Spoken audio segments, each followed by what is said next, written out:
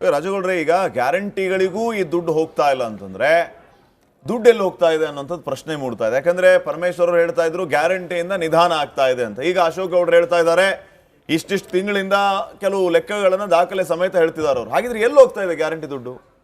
ಇಲ್ಲ, ಇಲ್ಲಿ ನಾವು ಮುಖ್ಯವಾಗಿ ಯೋಚನೆ ಮಾಡಬೇಕಾದಂಥ ವಿಚಾರ ಏನಂದರೆ, ಪರಮೇಶ್ವರ್ ಅವರು ನಿಜವಾಗ್ಲೂ ಅವತ್ತಿನ ಕಾಲಕ್ಕೆ ಅಗ್ರಿಕಲ್ಚರ್ ಆಫ್ ಯೂನಿವರ್ಸಿಟಿ ಕೃಷಿಕರಿಗೆ ಉಪಯೋಗ ಆಗುವಂಥ ಒಂದು ಡಿಗ್ರಿ BSc MSc ಮಾಡಿರುವಂಥದ್ದು. ಸೈನ್ಸ್ನಲ್ಲಿ ನೀವು ಮೆಡಿಕಲ್ಗೆ ಈಕ್ವಲೆಂಟ್ ಆದಂಥ ಒಂದು ಡಿಗ್ರಿ, ಅಂಥ ಬುದ್ಧಿಮತ್ತತೆ ಇರೋವಂಥ ವ್ಯಕ್ತಿ. ಆಮೇಲೆ ಅಮೇರಿಕಾದಲ್ಲಿ PhD ಪಡೆದಂಥ ವ್ಯಕ್ತಿ. ಅವರು ಎಷ್ಟು ಬಾಲಿಶತನವಾಗಿ ಹೇಳಿಕೆ ಕೊಡ್ತಾರೆ ಅಂದರೆ, ನಿಜವಾಗ್ಲೂ ಅವರು ಯಾವ ಪೂರ್ವಾಗ್ರಹ ಪೀಡಿತರಾಗಿ ಯೋಚನೆ ಮಾಡಿ ಈ ಥರ ಹೇಳಿಕೆ ಕೊಟ್ಟರೋ ಏನೋ ಗೊತ್ತಿಲ್ಲ.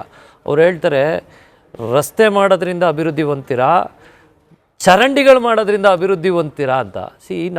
ನಾವು ಸುಮ್ಮನೆ ಒಂದೇ ಒಂದು ರೌಂಡ್ ಆಳವಾಗಿ ಇಳಿದ ಅವಲೋಕನ ಕೇಳಿದಾಗ, ರಸ್ತೆಗಳು ಅಭಿವೃದ್ಧಿ ಆಗದಂಥ ಪಕ್ಷದಲ್ಲಿ ಈಗ ಇವ್ರದೇ ಒಂದು ತುಮಕೂರಿನಲ್ಲಿ ಎಜುಕೇಷನ್ ಇನ್ಸ್ಟಿಟ್ಯೂಟ್ ಇದೆ. ಒಂದು ಕಾಡು ಮಧ್ಯೆ ಮಾಡಿಬಿಟ್ರೆ ಜನ ಹೇಗೆ ಹೋಗ್ತಾರೆ, ಸ್ಟೂಡೆಂಟ್ಸ್ ಹೆಂಗೆ ಓಡಾಡ್ತಾರೆ, ಅವ್ರಿಗೆ ಯಾವ ರೀತಿ ಫೆಸಿಲಿಟಿ ಕೊಡ್ತೀವಿ ಅನ್ನೋದನ್ನ ಅವ್ರು ರಸ್ತೆ ಇಲ್ದಿರೋ ಅಂಥ ಅವ್ರ ಕಾಲೇಜನ್ನು ಒಮ್ಮೆ ಕಲ್ಪಿಸ್ಕೊಳ್ಳಿ. ಆಮೇಲೆ ಗುಂಡಿಗಳ ಬಗ್ಗೆ ಮಾತಾಡ್ತಾರೆ, ಮತ್ತು ಚರಂಡಿಗಳ ಬಗ್ಗೆ ಮಾತಾಡ್ತಾರೆ. ಇವತ್ತು ಸರ್ಕಾರ ಮನುಷ್ಯನ ಆರೋಗ್ಯಕ್ಕೋಸ್ಕರ ಕೋಟ್ಯಾಂತರ ರೂಪಾಯಿ ನಮ್ಮ ಬಡ್ಜೆಟ್ನಲ್ಲಿ ಕನಿಷ್ಠ 14% ಆರೋಗ್ಯಕ್ಕೋಸ್ಕರ ಎತ್ತಿಡ್ತಾ ಇದ್ದೀವಿ. ಆರೋಗ್ಯ ಅಂದರೆ ಪ್ರತಿಯೊಬ್ಬನಿಗೂ ತಲುಪಬೇಕು ಅಂತ. ನೀವು ಒಂದೇ ಒಂದು ಊರಿನಲ್ಲಿ 4 ಚರಂಡಿ ಇಲ್ಲದೆ ಹೋದರೆ ಮೋರಿ ನೀರು ಎಲ್ಲಿ ಹರಿಬೇಕು ಅನ್ನೋದ್ರ ಬಗ್ಗೆ ಅವ್ರು ಒಂದು ಸತಿ ಯೋಚನೆ ಮಾಡ್ಕೊಳ್ಳಿ. ಯಾಕೆಂದರೆ ಮಾತಾಡೋಕ್ಕೂ ಮುಂಚೆ ಈಗ ಅವ್ರು ತುಂಬ ದೊಡ್ಡವರು, ಅವ್ರನ್ನ ಜನ ಫಾಲೋ ಮಾಡ್ತಾ ಇರ್ತಾರೆ. ನಾಳೆ ಈ ನಾಡಿನ ಮುಖ್ಯಮಂತ್ರಿ ಆಗಬೇಕು ಅಂತ ಬಯಸ್ತಿದ್ದಂಥವ್ರು 2013ರಲ್ಲೂ ಕೂಡ ಪಾಪ ಮುಖ್ಯಮಂತ್ರಿ ರೇಸ್ನಲ್ಲಿದ್ದಂಥವ್ರು ಕಾರಣಾಂತರಗಳಿಂದ ಮುಖ್ಯಮಂತ್ರಿ ಆಗಲಿಕ್ಕಾಗಲಿಲ್ಲ. ಬಹುಶಃ ಈ ಸತಿನಾರು ಆಗ್ಬೋದು ಅಂತ ಪಾಪ ಅವ್ರ ಅಭಿಮಾನಿಗಳು ಕೂಡ ಆಸೆ ಇಟ್ಕೊಂಡಿದ್ದಾರೆ.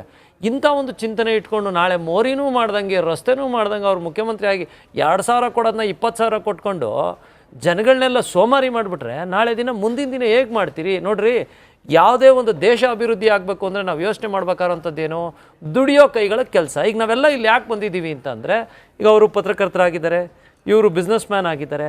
ಈ ಪ್ರತಿಯೊಂದು ದುಡಿಯೋ ಕೈಗಳಿಗೆ ಯಾವುದೇ ಒಂದು ದೇಶ ಅಭಿವೃದ್ಧಿ ಆಗಬೇಕು ಅಂದರೆ ನಾವೀಗ ಅಶೋಕನ ಬಗ್ಗೆ ಓದ್ತೀವಿ. ಅಶೋಕ ಅವತ್ತಿನ ಕಾಲಕ್ಕೆ ನೆಡುತೋಪುಗಳನ್ನ ನಡೆಸ್ತಾ, ರಸ್ತೆಗಳನ್ನ ಮಾಡಿಸ್ತಾ, ದೇಶದ ಉದ್ದಗಲಕ್ಕೂ ರಸ್ತೆಗಳನ್ನ ಮಾಡಿಸ್ತಾ. ಅದ್ರ ಉದ್ದೇಶ ಏನಿತ್ತು ಅಂದರೆ ಜನಗಳಿಗೆ ಸಂಪರ್ಕ ಸಾಧನ ಈಸಿ ಆಗಲಿ ಅನ್ನೋ ಒಂದೇ ಒಂದು ಕಾರಣಕ್ಕೋಸ್ಕರ ರಸ್ತೆಗಳು ಮಾಡಿದ್ರು. ಮೈಸೂರು ಮಹಾರಾಜರ ಕಲ್ಪನೆ ಖಂಡಿತವಾಗ್ಲೂ ಅಂದರೆ ಜಯಚಾಮರಾಜೇಂದ್ರ ಒಡೆಯರು ಕೊಟ್ಟಂಥ ಯೋಜನೆಗಳ ಬಗ್ಗೆ ನಾವು ಇನ್ನು 1000 ವರ್ಷ ಹೋದ್ರೂ ಅಂಥ ಯೋಜನೆಗಳನ್ನ ಹುಟ್ಟಾಕುವಂಥ ಧೀರ ರಾಜಕಾರಣಿ ಇನ್ನೊಬ್ಬ ಬರ್ಲಿಕ್ಕೆ ಸಾಧ್ಯನೇ ಇಲ್ಲ. ಯಾಕಂದರೆ ಅಂಥ ಯೋಜನೆಗಳು ಬ್ರಿಟಿಷ್ನವ್ರು ಒಡಗೂಡಿ ಮಾಡಿದಂಥ ಯೋಜನೆಗಳ ಬಗ್ಗೆ ಇಡೀ ಪ್ರಪಂಚ ಮಾಡ್ತು. ಜಯಚಾಮರಾಜೇಂದ್ರ ಒಡೆಯರ್ ಬಗ್ಗೆ ಆಗ್ಬೋದು, ನಾಲ್ವಡಿ ಕೃಷ್ಣರಾಜ ಒಡೆಯರ ಬಗ್ಗೆ ಆಗ್ಬೋದು, ಎಷ್ಟು ಇಂಡಸ್ಟ್ರಿಗಳನ್ನ ತಂದರು. ಈ ಮೈಸೂರು ಸಂಸ್ಥಾನ ತಂದೆ ಆದಂಥ ಒಂದು ಮೇಲ್ದರ್ಜೆಗೆ ಇರ್ತು. ನೀರಾವರಿ ವಿಚಾರದಲ್ಲಾಗಿರ್ಬೋದು, ಇವ್ರು ಮೋರಿ ಕೊಡೋಕ್ಕೆ ಯೋಚನೆ ಮಾಡ್ತಿರೋ ಅಂಥವ್ರು, ಮೋರಿ ಕ್ಲೀನ್ ಮಾಡ್ಸೋಕ್ಕೆ ಯೋಚನೆ ಮಾಡ್ತಾ ಇರೋ ಅಂಥವ್ರು ನಾಳೆ ನೀರಾವರಿ ಯೋಜನೆಗಳು ಕೊಡ್ತಾರ? ತುಮಕೂರು ಭಾಗದಲ್ಲಿ ಇವರು ತುಮಕೂರು ಜಿಲ್ಲೆಯಲ್ಲಿ ಡಿಸ್ಟ್ರಿಕ್ಟ್ ಇನ್ಚಾರ್ಜ್ ಮಿನಿಸ್ಟರ್ ಆಗಿದ್ದಾರೆ. ಪಾವಗಡ ಜನ ಇವತ್ತು ನೀರು ಒದ್ದಾಡ್ತಾ ಇದ್ದಾರೆ ರೀ. ಪಾವಗಡ ನೀರು ನೀರು ನೀರು ಅಂತ ಇದ್ದಾರೆ. ಆಂಧ್ರದವರು ಕೃಷ್ಣಾ ನದಿ ನೀರನ್ನು ತಗೊಂಬಂದು ಈ ಬಾರ್ಡ್ರಿಗೆ ಇಳಿಸಿದ 587 ಕಿಲೋಮೀಟ್ರು. ನೀವು ಇಲ್ಲೇ ಪಕ್ಕದಲ್ಲಿರೋ ಸರಿಯಾಗಿ ನೀರು ಕೊಡೋಕ್ಕಾಗ್ತಾಯಿಲ್ಲ ಅಂದರೆ ನಿಮ್ಮ ಭಾಗದ ಜನಕ್ಕೆ ನೀವು ನ್ಯಾಯ ಕೊಡೋಕ್ಕಾಗ್ತಾಯಿಲ್ಲ. ನಾಳೆ ಮುಖ್ಯಮಂತ್ರಿಗಳಾಗಿ ಏನು ಕೊಡ್ತೀರಾ? ಬಹುಶಃ ನಿಮ್ಮ ಬಗ್ಗೆ ಒಂದು ಒಳ್ಳೆ ಅಭಿಪ್ರಾಯ ಇತ್ತು. ಸತ್ಯವಾಗ್ಲೂ ನಾನು ನನ್ನ ವೈಯಕ್ತಿಕ ಅಭಿಪ್ರಾಯ ಹೇಳ್ತಾ ಇದ್ದೀನಿ. ಜಿ ಪರಮೇಶ್ವರ್ ಅಂದರೆ ಒಬ್ಬ ಇಂಟೆಲೆಕ್ಚುಯಲ್, ಒಬ್ಬ ಬುದ್ಧಿಜೀವಿ, ಹಿಂದುಳಿದ ವರ್ಗನ ಎತ್ತಿಡಿಯುವಂಥ ಒಬ್ಬ ನಾಯಕ ಅಂತ ನಾನು ಯೋಚನೆ ಮಾಡಿದ್ದೆ. ಆದರೆ ಈ ಮಟ್ಟಕ್ಕೆ ನೀವು ಯಾವುದೋ ಭಾಷಣದಲ್ಲಿ ಪಕ್ಷನ ಓಲೈಸ್ಕೊಳ್ಳೋಕೆ ಹೋಗಿ ನೋಡಿ, ಇಂಥ ವಿಚಾರ ಇಂಥ ಮೇಲ್ಸ್ತರದಲ್ಲಿರೋರು ಪಕ್ಷಕ್ಕಿಂತ ಹೆಚ್ಚಾಗಿ ಯೋಚನೆ ಮಾಡಬೇಕಾದ್ರು ಜನಗಳ ಬಗ್ಗೆ ಯೋಚನೆ ಆದಂಥವ್ರು. ಆದರೆ ಅದನ್ನು ಬಿಟ್ಬಿಟ್ಟು ನೀವು ಪಕ್ಷನ ಓಲೈಸ್ಕೊಳ್ಳಿಕ್ಕೆ ನೀವು ಮಾಡಿರೋ ಅಂಥ ಒಂದು ಫ್ಲಾಪ್ ಸ್ಕೀಮ್, ಈ ಗ್ಯಾರಂಟಿನ ಒಂದು ಫ್ಲಾಪ್ ಸ್ಕೀಮ್ನ ನೀವು ಉತ್ತೇಜಿಸೋಕೆ ಹೋಗಿ ನಿಮ್ಮ ಕಾರ್ಯಕರ್ತರಿಗೆ ಸಂಬಳ ಕೊಟ್ಕೊಳ್ಳೋಕ್ಕೆ ನೋಡಿ, ಪ್ರತಿ ತಾಲೂಕಿನಲ್ಲೂ ಒಬ್ಬೊಬ್ಬನ ಆಯ್ಕೆ ಮಾಡಿದ್ದೀರಿ ನೀವು. ಅದಕ್ಕೆ ಒಂದು ಹೊಸ ಆಯಾಮ ಕೊಟ್ಟು ಅದಕ್ಕೆ ಒಂದು ಕ್ಯಾಬಿನೆಟ್ ದರ್ಜೆ ಸಚಿವನ್ ಕೊಟ್ಟಿದ್ದೀರಿ. ಕೋಟ್ಯಾಂತರ ರೂಪಾಯಿ ಅನುಷ್ಠಾನ ಸಮಿತಿಗೆ ದುಡ್ಡು ಸುರಿತಾ ಇದ್ದೀರಿ. ಒಂದು ಮೋರಿ ಕೊಡ್ರಿ ಅಂದ್ರೆ ಇಲ್ಲ ಅಂದರೆ ಅದೇ ಅಗ್ರಿಕಲ್ಚರ್ ಯೂನಿವರ್ಸಿಟಿ MBA ಮಾಡ್ತಾರೋ ಅಂತ ಹುಡುಗರಿಗೆ ಇವತ್ತು ಸ್ಕಾಲರ್ಶಿಪ್ ಇಲ್ಲ. ಮೊದಲು 1.5 ಲಕ್ಷ 2 ಲಕ್ಷ ಸ್ಕಾಲರ್ಶಿಪ್ ಕೊಡ್ತಾ ಇದ್ರಿ. ಆ ಹುಡುಗರಿಗೆ ಇವತ್ತು ಸ್ಕಾಲರ್ಶಿಪ್ ಸಿಗ್ತಾ ಇಲ್ಲ. ನಿಮ್ಮ ಜನಾಂಗದ ಬಡ ಮಕ್ಕಳ ಹಣನ, ಓದೋ ಹಣನ ಕಿತ್ಕೊಂಡು ನೀವು 2-2 ಸಾವಿರ ಕೊಟ್ಟರೆ ಅದನ್ನೇ ಹಂಚ್ತಾ ಹೋದರೆ ಜನ ನಾಳೆ ಎಲ್ಲಿಗೆ ಹೋಗಬೇಕು? ನಿಮ್ಮಲ್ಲೇ ಮೇಲ್ದರ್ಜೆಗೆ ಹೋಗಲಿ. ಇವತ್ತು ದೇಶದಲ್ಲಿ ಎಜುಕೇಷನ್ ಅನ್ನೋದು ತುಂಬ ಇಂಪಾರ್ಟೆಂಟ್ ಆದಂಥ ವಿಚಾರ. ಯಾವುದೇ ಒಬ್ಬ ಇವತ್ತು ಪರಮೇಶ್ವರ್ ಅವರು ಆ ಸ್ಥಾನದಲ್ಲಿ ನಿಂತಿದ್ದಾರೆ ಅಂದರೆ ಕಾರಣ ಏನಂದರೆ ಅವರ ಎಜುಕೇಷನ್, ಅವ್ರ ತಂದೆಯವರು ಕಟ್ಟಂಥ ಎಜುಕೇಷನ್ ಇನ್ಸ್ಟಿಟ್ಯೂಟ್ಸು, ಮತ್ತು ಅದನ್ನು ಇವತ್ತು ಮೇಲ್ದರ್ಜೆಗೇರಿಸಿರೋದ್ರಿಂದ ನೀವು ತಿರ್ಗಾ ನಮ್ಮನ್ನು ತಗೊಂಡೋಗಿ ಹಳೆ ಶಿಲಾಯುಗಕ್ಕೆ ನಿಲ್ಲಿಸ್ತೀನಿ ಅನ್ನೋ ಮಟ್ಟಕ್ಕೆ ನೀವು ಯೋಚನೆ ಮಾಡೋದಾದ್ರೆ ಸಮಾಜಕ್ಕೆ ನಾಳೆ ಏನು ಕೊಡಬೇಕು ಅಂತ ಯೋಚನೆ ಮಾಡಿದ್ದೀರಿ? ನೀವು ರಸ್ತೆ ಇಲ್ದಿರೋ ನಿಮ್ಮ ಕಾಲೇಜಿನ ಒಂದ್ಸತಿ ನೆನಪು ಮಾಡ್ಕೊಳ್ಳಿ, ಮೋರಿಗಳಿಲ್ದಿರೋ ಅಂತ ನಿಮ್ಮ ಮನೆ ಸುತ್ತಿನ ವಾತಾವರಣ ನೆನಪು ಮಾಡ್ಕೊಳ್ಳಿ. ನೀವು ಕಟ್ಟಿರೋಂಥ ಭವ್ಯ ಬಂಗಲೆ ಸುತ್ತಮುತ್ತ ಮೋರಿ ಇಲ್ಲ ಅಂದರೆ ನಿಮ್ಮ ಭಾವನೆ ಹೇಗಿರುತ್ತೆ, ನಿಮ್ಮ ಮನೆ ಹೇಗಿರುತ್ತೆ ಅನ್ನೋದನ್ನು ಒಂದ್ಸತಿ ಕಲ್ಪನೆ ಮಾಡ್ಕೊಂಡು ಮಾತಾಡಿದ್ರೆ ನಿಜವಾಗ್ಲೂ ಜನ ನಿಮ್ಮನ್ನು ಸ್ವೀಕರಿಸಿದ್ದಾರೆ. ನಾಳೆ ದಿನ ನಿಮ್ಮನ್ನು ರಿಜೆಕ್ಟ್ ಮಾಡೋ ಮನಸ್ಥಿತಿಗೆ ತರೋದು ಬೇಡ ಅನ್ನೋದು ನಮ್ಮ ಉದ್ದೇಶ. ಬಹುಶಃ ಇಂಥ ವಿಚಾರಗಳನ್ನ ಮಾತಾಡಿದಾಗ ಖಂಡಿತವಾಗ್ಲೂ ನೀವು ಜನತೆನ ಕ್ಷಮೆ ಕೇಳಬೇಕು, ಕ್ಷಮೆ ಕೇಳಿ ದೊಡ್ಡವರು ಅನ್ಸ್ಕೋಬೇಕು, ಮತ್ತು ದೊಡ್ಡವರಾಗಬೇಕು ಅನ್ನೋದು ನನ್ನ ವೈಯಕ್ತಿಕ ಅಭಿಪ್ರಾಯ ನಿಮ್ಮ ವಿಚಾರದಲ್ಲಿ. ಓಕೆ, ನಮ್ಮ ಜೊತೆಗೆ ಬಿಜೆಪಿ ಶಾಸಕರು ಕೂಡ ಜಾಯ್ನ್ ಆಗಿದ್ದಾರೆ. ಮಹೇಶ್ ತೆಂಗಿನಕಾಯಿ ಅವರು. ಮಹೇಶ್ ತೆಂಗಿನಕಾಯಿ ಅವರು, ನಮಸ್ಕಾರ. ನಮಸ್ಕಾರ ಶ್ರೀಪಾದ್ ಅವರೇ, ನಮಸ್ಕಾರ. ಬರ್ತೀನಿ ಸರ್, ಒಂದೇ ನಿಮಿಷ. ಸಾಮಾಜಿಕ ಹೋರಾಟಗಾರ ಸತೀಶ್ ಅವರೇ, ಪರಮೇಶ್ವರ್ ಅವರು ಕೊಟ್ಟಿರುವಂಥ ಈ ಸ್ಟೇಟ್ಮೆಂಟನ್ನು ನೀವು ಒಪ್ತೀರಾ? ತಪ್ಪ ಸರಿನಾ ಅಂತ ನೋಡಿ. ರಾಜ್ಯದ ಗೃಹ ಸಚಿವರಾಗಿರುವಂತಹ ಪರಮೇಶ್ವರ್ ಅವರು ನಿನ್ನೆ ಮಾತಾಡಿದಂತಹ ವೇದಿಕೆ ಯಾವುದು ಮತ್ತು ಅವರು ಮಾತಾಡಿದಂಥ ಸಂಪೂರ್ಣ ಮಾತುಗಳನ್ನು ನಾವು ಕೇಳಿ ನಂತರ ಅದರ ಬಗ್ಗೆ ನಾವು ವಿಮರ್ಶೆ, ಟೀಕೆ, ಟಿಪ್ಪಣಿಗಳನ್ನು ಮಾಡಿದ್ರೆ ಅದಕ್ಕೊಂದು ಅರ್ಥ ಇರುತ್ತೆ. ಅವ್ರು ನಿನ್ನೆ ಮಾತಾಡಬೇಕಾದ್ರೆ ಅವರ ಮಾತುಗಳಲ್ಲಿ ಒಂದು ಆಂತರ್ಯ ಇದೆ ನೋಡಿ. ನೀವು ಶತಶತಮಾನಗಳಿಂದ ಶೋಷಿತ ಸಮುದಾಯಗಳು ಏನು ಬರ್ತಾ ಇತ್ತು, ಬಡವರು ಏನು ಇದ್ದಾರೆ, ಅವ್ರನ್ನ ನಾವು ಮೇಲ್ಸ್ತರಕ್ಕೆ, ಬಡವರನ್ನು ಮತ್ತು ಶೋಷಿತರನ್ನ ಏನು ಮೇಲ್ಸ್ತರಕ್ಕೆ ಎತ್ತಬೇಕು ಅಂತಂದರೆ ಇಂತಹ ಗ್ಯಾರಂಟಿ ಕಾರ್ಯಕ್ರಮಗಳನ್ನು ನಾವು ಮಾಡಬೇಕಾಗುತ್ತೆ. ಬಡವರಿಗೆ ನೇರವಾದಂಥ ಸ್ಕೀಮ್ಗಳನ್ನು ಹಾಕಬೇಕಾಗುತ್ತೆ, ಅವರಿಗೆ ಒಂದಿಷ್ಟು ಆರ್ಥಿಕವಾಗಿ ಸಬಲೀಕರಣ ಮಾಡಬೇಕಾಗುತ್ತೆ ಅನ್ನುವಂಥ ಮಾತನ್ನು ಹೇಳಿದ್ದಾರೆ. ಅದು ಯಾವ ವೇದಿಕೆ? ಯಾವುದೋ ಒಂದು ತಳ ಸಮುದಾಯದ, ಬಂಜಾರ ಲಂಬಾಣಿ ಸಮುದಾಯದ ಕಾರ್ಯಕ್ರಮದಲ್ಲಿ ಸಮುದಾಯದ ಕಾರ್ಯಕ್ರಮದಲ್ಲಿ ಮಾತಾಡಿರುವಂತಹ ವೇದಿಕೆ ಅದು. ಸೊ ಈ ಎರಡೂ ಸಮುದಾಯಗಳು ಒಂದು ಸಾಮಾಜಿಕ ಹಿನ್ನೆಲೆಯನ್ನು ಕೂಡ ನೋಡಬೇಕಾಗುತ್ತೆ. ನೀವು ಅದನ್ನು ಮಾತಾಡಬೇಕಾದ್ರೆ ಎಲ್ಲಿ ಮಾತಾಡಿದ್ರು ಅನ್ನುವಂಥದ್ದನ್ನು ಅದಕ್ಕೆ ನಾನು ಒತ್ತಿ ಹೇಳ್ತಾ ಇದ್ದೀನಿ. ಒಂದು ತಳ ಸಮುದಾಯದ ಕಾರ್ಯಕ್ರಮದಲ್ಲಿ ಮಾತಾಡಿರುವಂಥದ್ದು. ಸೊ ಅದರ ಜೊತೆಗೆ ಅವರು ಎಲ್ಲೂ ಕೂಡ ಅಪ್ಪಿತಪ್ಪಿ ಪ್ರಾಮಾಣಿಕವಾಗಿ ಒಪ್ಕೊಂಡಿದ್ದಾರೆ. ಅವರು ಏನಂತ, ಎಲ್ಲೂ ಕೂಡ ನಾವು ರಸ್ತೆಗಳನ್ನು ಮಾಡಲೇಬೇಡಿ ಅಂತ ಹೇಳಲ್ಲ, ಎಲ್ಲೂ ಕೂಡ ನಾವು ಚರಂಡಿಗಳನ್ನು ಮಾಡಲೇಬೇಡಿ ಅಂತ ಹೇಳಲ್ಲ, ಆದರೆ ನಮ್ಮ ಮೊದಲ ಆದ್ಯತೆ ಯಾವುದಾಗಬೇಕು ಅನ್ನುವಂಥದ್ದನ್ನು ಒತ್ತಿ ಹೇಳಿದ್ದಾರೆ ಅವರು.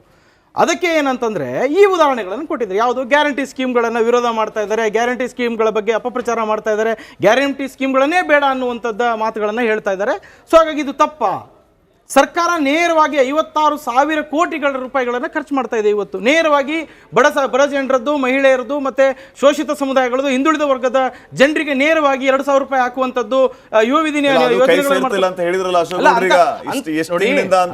ನೋಡಿ. ನಾನು ಹೇಳುವಂಥದ್ದು ಅಂತಹ ಏನಾದರೂ ಸಣ್ಣ ತಪ್ಪುಗಳಿದ್ರೆ ಅಂತಹ ಕಾರ್ಯಕ್ರಮಗಳನ್ನೇ ಬೇಡ ಅನ್ನುವಂಥದ್ದು ಬೇಡ, ಸರಿಪಡಿಸೋಣ. ಅದಕ್ಕೆ ಬೇಕಿದ್ರೆ ಏನು ಬಡವರ ಜನರಿಗೆ 2,000 ರೂಪಾಯಿ ಕೊಟ್ಟರೆ ಏನು ದೊಡ್ಡ ಸಮಸ್ಯೆ ಆಗ್ಬಿಡುತ್ತಾ ಸರ್ಕಾರಕ್ಕೆ? ಸರ್ಕಾರದ ಆದ್ಯತೆ ಅಲ್ವಾ? ಏನು ಉಚಿತವಾಗಿ ಕೊಡ್ತಾ ಇಲ್ಲ, ನಾನು ಉಚಿತ ಅನ್ನುವಂಥ ಖಂಡಿತ ಅಲ್ಲ ಅಂತ ಹೇಳ್ತಾನೆ ಇಲ್ಲ. ಅದನ್ನು ಕೂಡ ಪರಮೇಶ್ವರ್ ಹೇಳ್ತಾ ಇದ್ದಾರೆ. ಹಾಗಾದ್ರೆ ಸ್ಕೀಮ್ಗಳನ್ನೆಲ್ಲ ಬಿಟ್ಬಿಡೋದು. ಹಾಗಾದ್ರೆ ಯಾಕೆ ಬಡವರು ಉದ್ಧಾರ ಆಗ್ಬಾರ್ದ?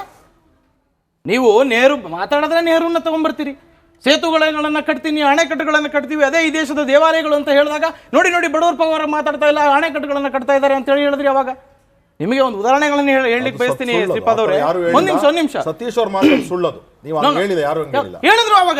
ಇಲ್ಲ ನಾನು ಅದನ್ನ ತೋರಿಸ್ತೀನಿ, ಬೇಕಿದ್ರೆ ಅದನ್ನ ಹೇಳಿದ್ದಾರೆ, ಆಗಿನ ಕಾಲಘಟ್ಟದಲ್ಲಿ ಹೇಳಿದ್ದಾರೆ. ನಾನು ಒಂದ್ ನಿಮಿಷ ಹೇಳ್ಬಿಡ್ತೀನಿ ಅದನ್ನ. ಪರಮೇಶ್ವರ ಮಾತಾಡಿ ತಪ್ಪು ಅನ್ನೋದಾದ್ರೆ ಹೇಳ್ಬಿಡ್ಲಿ, ಅದನ್ನು ವಿರೋಧ ಮಾಡಿದ್ದಾರೆ. ದೇವಾಲಯಕ್ಕೆ ಹಣ ಕೊಡಿ ಅಂತ ಕೇಳಿದವರಿದ್ದಾರೆ ಸರ್. ದೇವಾಲಯದ ಜೀರ್ಣೋದ್ಧಾರಕ್ಕೆ ಹಣ ಕೊಡಿ ಅಂತ ಕೇಳಿದವರಿದ್ದಾರೆ. ನಾನು ತಪ್ಪು ಅನ್ನೋದು, ನಾನು ಈ ಮಾತನ್ನ ಹೇಳಿ ತಪ್ಪು ಅನ್ನೋದಾದ್ರೆ ಖಂಡಿತ ನಾನು ಸಾರ್ವಜನಿಕ ಜೀವನದಲ್ಲೇ ನಾನು ರಾಜೀನಾಮೆ ದೇವಾಲಯಕ್ಕೆ ದುಡ್ಡು ಕೇಳೋದು ತಪ್ಪು ಅಂತ ಹೇಳ್ತೀನಿ. ಇಲ್ಲ ನಾನು ಹೇಳ್ತಾನೆ ಇಲ್ಲ. ನೀವು ಯಾವ್ದನ್ನ ಖಂಡಿತ ಇಲ್ಲ. ನಾನು ಹೇಳಿದ್ದು ನೆಹರು ಉದಾಹರಣೆನೇ ಹೇಳಿದ್ ನಾನು ನಿಮ್ಗೆ. ಪಾಯಿಂಟಿಗೆ ಬಂದ್ಬಿಡ್ತೀನಿ ಸರ್. ನೀವು ಈ ಪರಮೇಶ್ವರ್ ಅವರ ಮಾತುಗಳನ್ನೇ ನೀವು ತಪ್ಪು ಅನ್ನೋದಾದ್ರೆ ಕಳೆದ ಬಿಜೆಪಿ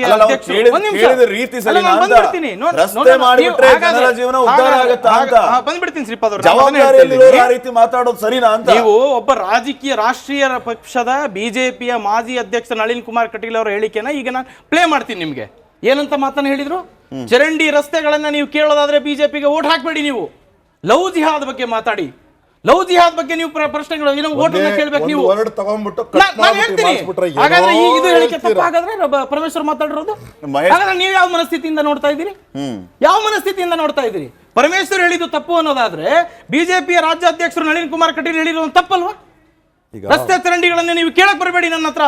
ನೀವು ಕೇಳೋದಾದ್ರೆ ಹಿಂದೂ ಧರ್ಮದ ಸೇವಕರಾಗಿ ಅಶೋಕ್. ಹೋರಾಡಿ ಅನ್ನುವಂತ ಈಗ ಮಾತನ್ನ ನೋಡಿ, ಹೇಳ್ತಾರೆ. ನೋಡಿ, ಈಗ ಒಂದ್ ನಿಮಿಷ ನಾನು ಬಂದ್ಬಿಡ್ತೀನಿ. ಗೌಡ್ರೆ ಒಂದ್ ನಿಮಿಷ ಬಂದ್ಬಿಡ್ತೀನಿ.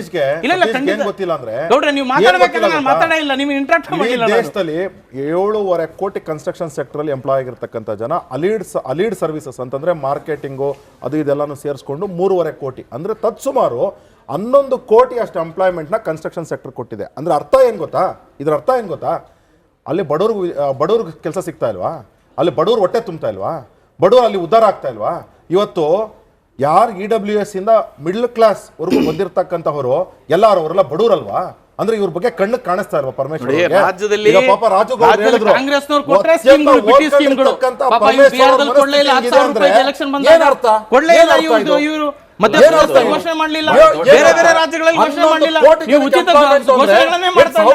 ಕರ್ನಾಟಕ ರಾಜ್ಯದಲ್ಲಿ ಕಾಂಗ್ರೆಸ್ ತಂದ್ರೆ ಮಾತ್ರ ನಿಮಗೆ ಬಿಟ್ಟಿ ಯೋಜನೆ. ಮಿಡ್ಲ್ ಕ್ಲಾಸ್ ಬಿಜೆಪಿ ಅವರು ಮಾಡಿದಾಗ ಯಾವುದು ಬಿಟ್ಟಿ ಯೋಜನೆಗಳಿಲ್ಲ. ಪುಕ್ಷಾಟಿ 10,000 ರೂಪಾಯಿ 10,000 ನೇರವಾಗಿ ಮಹಿಳೆಯರ ಅಕೌಂಟ್ಗೆ ಹಾಕಿದ್ರು ಬಿಹಾರದಲ್ಲಿ. ಅದ್ರ ಬಗ್ಗೆ ಪ್ರಶ್ನೆ ಮಾಡಲಿಲ್ಲ. ಅದು ತಪ್ಪು ಅಂತ ಅನ್ಸಿಲ್ಲ. ಬಡವರಿಗೆ ಪಾಪ ಬಡವರಿಗೆ ಯಾವುದೋ ಒಬ್ಬ ಹೆಣ್ಮಗಳು ಸಾಲ ಕಟ್ಟಿ ಬಡ್ಡಿಯನ್ನು ಕಟ್ಟಕ್ಕಾಗದೆ 2,000 ರೂಪಾಯಿಗೋಸ್ಕರ ಕಾಯ್ಕೊಂಡು ಕೂತಿದ್ದಾರೆ. ಒಂದು ವರ್ಷ 1 ತಿಂಗಳು 2 ತಿಂಗಳು ಏನೋ ಸಣ್ಣ ಪುಟ್ಟ ವ್ಯತ್ಯಾಸ ಆಗ್ತಾ ಇರ್ಬೋದು, ಆದ್ರೆ ಬರ್ತಾ ಇದೆಯಲ್ಲ, ಅದನ್ನ ಬೇಕಿದ್ರೆ ಪ್ರಶ್ನೆ ಮಾಡ್ಲಿ. ನೀವು ಪ್ರತಿ ತಿಂಗಳು ಕೊಡ್ಲಿ ಅಂತ ಹೇಳಿ ಹೇಳಬೇಕಿದ್ರೆ ಅದಕ್ಕೆ ತಪ್ಪು ಕಲ್ಪನೆ ಏನು ಅಂತಂದ್ರೆ ರೋಡ್ ಮಾಡಿದ ತಕ್ಷಣ ಅದು ಓಡಾಡೋದಂದ್ರೆ ಈ ಬೆನ್ಸು BMW ಕಾರ್ ಇರೋರು ಮಾತ್ರ ಅಂತ ಅಲ್ಲ, ಮಾರುತಿ 800 ಅವನು ಓಡಾಡ್ತಾನೆ, ಬೈಕು TVS 50 ಮೈಸೂರು ನಾನು ಅವರಿಗೆ ಮತ್ತೆ ಬರ್ತೀನಿ. ಕರ್ನಾಟಕ ರಾಜ್ಯದಲ್ಲಿ ಮೈಸೂರಿಗೆ ಓಡಾಡುವಂತಹ ಜನರು ಎಷ್ಟಿದ್ದಾರೆ? ನೀವು ಬೈಕ್ನವರಿಗೆ ಓಡಾಡಕ್ ಬಿಡ್ತಾರೆ ಅಲ್ಲ, ನಾವು ಬೇಡ ಅಂತ ಹೇಳ್ತಾ ಇಲ್ವಲ್ಲ. ಅದು ಅಷ್ಟೇ ಮಾನದಂಡ ಅಲ್ಲ, ಅಭಿವೃದ್ಧಿಯ ಪರಿಕಲ್ಪನೆ ಇದೆ.